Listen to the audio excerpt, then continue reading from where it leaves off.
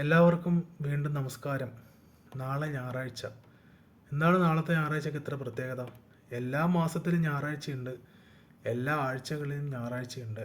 എന്നാൽ ലോകമെമ്പാടുമുള്ള എല്ലാ ക്രിസ്തീയ സമൂഹം നാളെ ഓശാന ഞായറായി ആഘോഷിക്കുന്നു.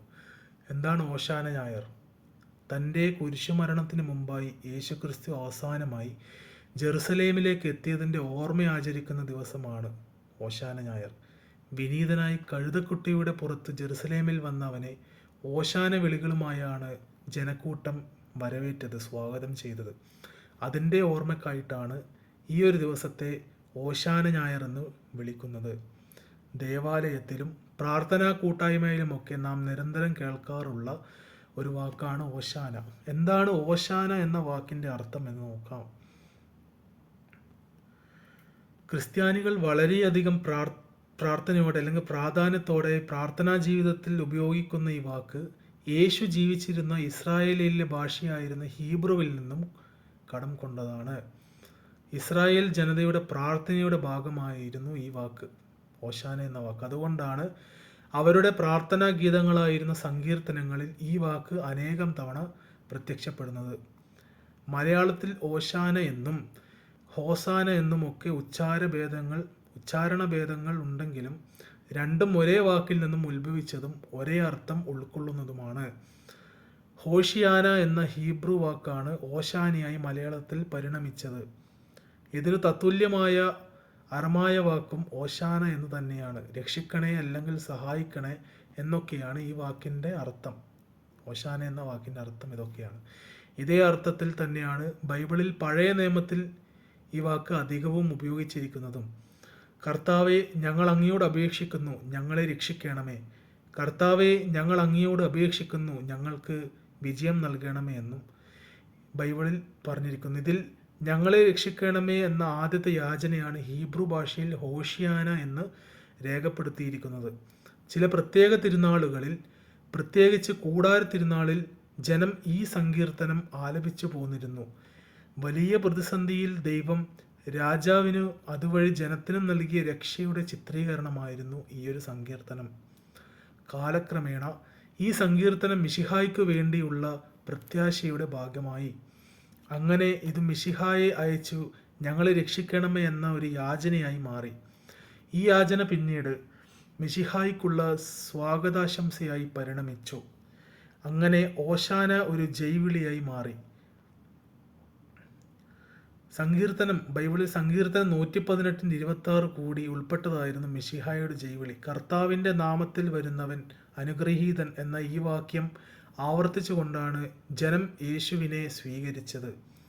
മരിച്ചില്ലകളേന്തി പ്രദക്ഷിണം തുടങ്ങുവിൻ, ബലിപീഠത്തിലേക്ക് നീങ്ങുവിൻ എന്ന ആഹ്വാനം ഓർമ്മിപ്പിക്കുന്ന സ്വീകരണമാണ് യേശുവിന് ജെറുസലേമിൽ അന്ന് ലഭിച്ചത്, ഓശാന ഞായറിന് അന്ന് ലഭിച്ചത്. കൂടാര തിരുനാളിൻ്റെ ഭാഗമായ ഒരു ചടങ്ങിൽ ഈ സങ്കീർത്തനം ആലപിച്ചിരുന്നു.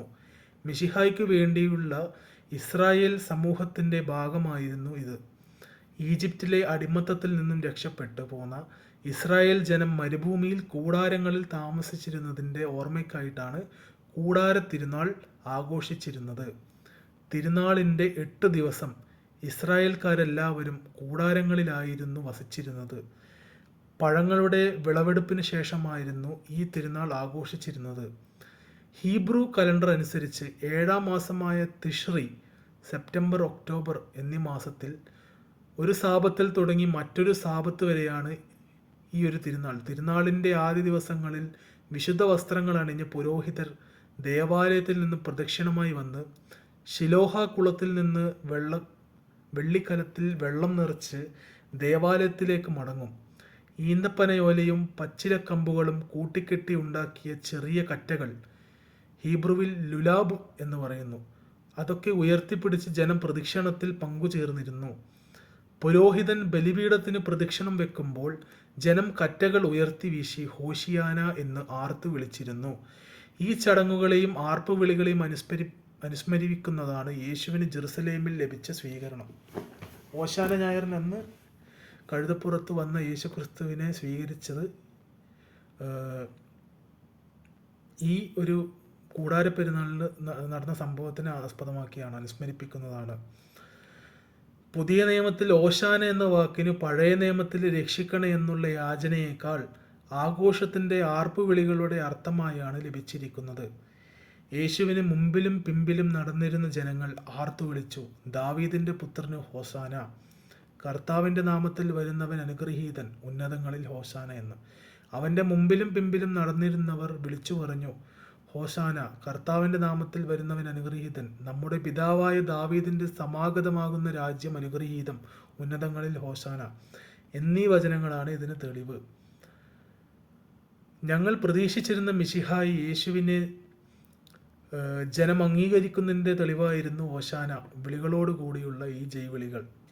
ഈ ഓശാന ഞായറാഴ്ച യേശുവിനെ മിശിഹായി നമ്മുടെ ഹൃദയങ്ങളിലും ഭവനങ്ങളിലും സഭയിലും സമൂഹത്തിലുമൊക്കെ സ്വീകരിക്കുവാൻ നമുക്കെല്ലാവർക്കും സാധിക്കട്ടെ. അപ്പോൾ ഇസ്രായേൽ എന്നൊരു വാക്ക് അത് മാത്രം എടുത്തുകൊണ്ട് ആരും ഇതിനെ വേറൊരു രീതിയിൽ ആക്കരുത്. ഇതൊരു ചരിത്രമാണ്, ഇതൊക്കെ ചരിത്രമാണ്, പണ്ടേ നടന്ന സംഭവമാണ്, ഒരുപാട് വർഷങ്ങൾക്ക് മുമ്പ് നടന്ന സംഭവങ്ങളാണ്.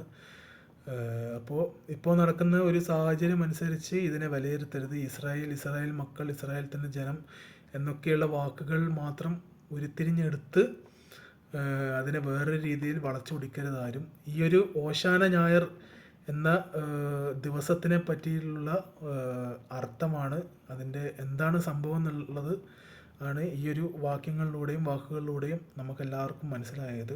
ഇത് വേറൊരു രീതിയിൽ ആരും കാണരുത്. അപ്പോൾ ഇന്നത്തെ ദിവസത്തിനും കൂടി ഒരു പ്രത്യേകതയുണ്ട്. അതെന്താണെന്ന് വെച്ച് കഴിഞ്ഞാൽ, ഇന്നത്തെ ദിവസം എന്താണെന്ന് ആർക്കെങ്കിലും അറിയാമോ? ഇന്നാണ് കൊഴുക്കട്ട ശനി. അപ്പോൾ എല്ലാവരും വിചാരിക്കും കൊഴുക്കട്ട ശനി അതെന്നാപ്പോൾ. കൊഴുക്കട്ട ശനി എന്താണെന്ന് വെച്ചാൽ, പുരാതന ക്രിസ്ത്യാനികൾ വലിയ നോമ്പിൻ്റെ 41-ാം ദിവസം ഉണ്ടാക്കുന്ന ഒരു പലഹാരമാണിത്. പലഹാരമാണെന്ന് എല്ലാവർക്കും അറിയാം, കൊഴുക്കട്ട നല്ല രുചിയുള്ളൊരു പലഹാരമാണ്. എന്നാലും കൊഴുക്കട്ടയ്ക്ക് പിന്നിൽ ഒരു കഥയുണ്ട്. അപ്പം എല്ലാവരും അത് കേൾക്കുക. 50 നോമ്പിൻ്റെ ആദ്യ 40 ദിവസം കർത്താവ് നോമ്പ് നോറ്റതിൻ്റെയും പിന്നീടുള്ള 10 ദിവസം കർത്താവിൻ്റെ കഷ്ടാനുഭവത്തെയും ഓർത്ത് ക്രിസ്ത്യാനികൾ നോമ്പ് നോൽക്കുന്നു. ഇപ്പോൾ നോമ്പിൻ്റെ മാസമാണ്. ക്രിസ്ത്യാനികൾക്കും അതെ, മുസ്ലിം സഹോദരന്മാർക്കും അതെ, എല്ലാവർക്കും നോമ്പിൻ്റെ നാളുകളാണ്, നോമ്പ് മാസമാണ്. കർത്താവ് 40 ദിവസം നോമ്പ് നോറ്റ് വീടിയതുപോലെ പുരാതന ക്രൈസ്തവരും 40 ദിവസം നോമ്പ് നോറ്റ് വിടുന്നു. എന്നാൽ പിന്നീടുള്ള 10 ദിവസം കർത്താവിൻ്റെ കഷ്ടാനുഭവത്തെയും ഓർത്ത് നോമ്പ് അനുഷ്ഠിക്കുന്നത് കൊണ്ട് അതുവരെ അനുഷ്ഠിച്ചു വന്ന നോമ്പിൻ്റെ തീക്ഷ്ണത ഒട്ടും കുറക്കാതെ നോമ്പ് വിടുന്നതിനാണ് കൊഴുക്കട്ട ഉണ്ടാക്കുന്നത്. കൊഴുക്കട്ടക്കുള്ളിൽ തേങ്ങക്കൊപ്പം തെങ്ങിൻ ശർക്കരയോ പനം ശർക്കരയോ ചേർക്കുന്നു. കൊഴു എന്നാൽ മഴു എന്നാണ് അർത്ഥം. കൊഴുക്കട്ടയുടെ കൊഴു എന്നാൽ മഴു എന്നാണ് അർത്ഥം.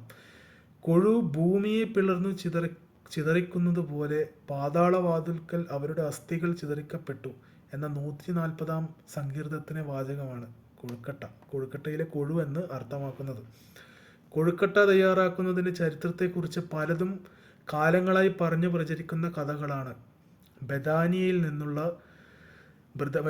നിന്നും ജെറുസലേമിലേക്കുള്ള യാത്രക്കിടയിൽ ക്രിസ്തു ലാസറിൻ്റെ ഭവനത്തിലെത്തും. ആരാണ് ലാസർ എന്ന് നമുക്കറിയാം. മരിച്ചു കിടന്ന ലാസറിനെ യേശു കർത്താവ് അത്ഭുതകരമായി ഉയർപ്പിച്ച കഥ, 3-ാം ദിവസം കല്ലറയിൽ നിന്ന് ഉയർപ്പിച്ച കഥയൊക്കെ നമുക്കറിയാം. ആ ലാസറിൻ്റെ ഭവനത്തിലെത്തിയെന്നും ലാസറിൻ്റെ സഹോദരിമാർ തിടുക്കത്തിൽ മാവ് കുഴച്ചുണ്ടാക്കി യേശുവിന് നൽകിയ ഭക്ഷണമായിരുന്നു കൊഴുക്കട്ടയെന്നും കരുതപ്പെടുന്നു. ലാസറിൻ്റെ സഹോദരിമാരായ മാർത്തയും മറിയയുമാണ് കൊഴുക്കട്ട ഉണ്ടാക്കി നൽകിയത്.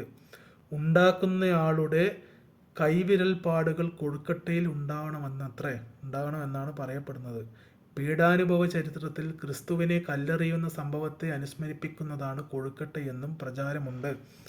ക്രിസ്തുവിനെ തൈലാഭിഷേകം നടത്താൻ ഭക്തസ്ത്രീകൾ കരുതി വെച്ച സുഗന്ധ ദ്രവ്യങ്ങളടക്കം ചെയ്ത പാത്രത്തെ സൂചിപ്പിക്കുന്നതാണ് മധുരമകത്തു ചേർന്ന കൊഴുക്കട്ട എന്ന അഭിപ്രായവും ക്രൈസ്തവർക്കിടയിലുണ്ട്. അഭിപ്രായങ്ങൾക്കും പഠനങ്ങൾക്കും അപ്പുറം മഹത്തായ ക്രൈസ്തവ പാരമ്പര്യത്തിൻ്റെ ഓർമ്മകൾ ഉള്ളിൽ വഹിക്കുന്ന കൊഴുക്കട്ട കേരളത്തിലുള്ള ക്രിസ്ത്യാനികളുടെ ഭാഗമായി കഴിഞ്ഞു. ഒരു പലഹാരമായി മാറിയിട്ടുണ്ട്. രാവിലെ ആയാലും സന്ധ്യക്ക് ചായ കുടിക്കുന്ന സമയത്തായാലും കൊഴുക്കട്ട വളരെ ഒരു രുചികരമായ ഭക്ഷണമാണ്. അപ്പോൾ നമ്മൾ ഇടക്കിടക്ക് കഴിക്കുന്ന ഒരു ഭക്ഷണമാണ് കൊഴുക്കട്ട, ഒരു പലഹാരമാണ്. എന്നാൽ ഈ കൊഴുക്കട്ടയ്ക്ക് പിന്നിൽ ഇങ്ങനൊരു കഥയുണ്ട്. അപ്പോൾ ഈ ഒരു കാര്യത്തെ ഓർത്തുകൊണ്ടാണ് കൊഴുക്കട്ട ശനി എന്ന് പറഞ്ഞ ദിവസം ആചരിക്കുന്നത്.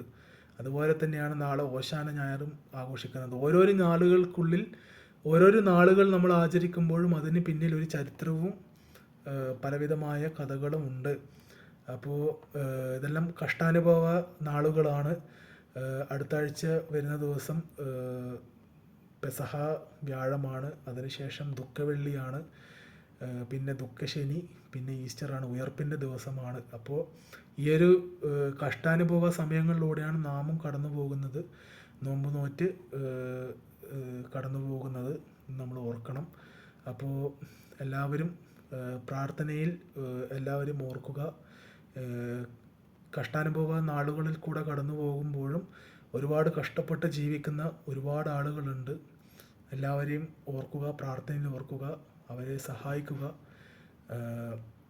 അതിനുള്ള നേട്ടം നമുക്ക് കിട്ടും, അതിനുള്ള ഗുണം നമുക്ക് കിട്ടും. നമുക്കല്ലെങ്കിൽ നമ്മുടെ പിന്നീട് വരുന്ന തലമുറക്ക് അതിൻ്റെ സൗഭാഗ്യവും അതിൻ്റെ ഗുണവും ഒക്കെ കിട്ടും എന്ന് നമ്മൾ ഒരിക്കൽ കൂടി ഈ ഒരു കഷ്ടാനുഭവ കാലത്ത് നമ്മൾ ഓർക്കുക, പ്രാർത്ഥിക്കുക.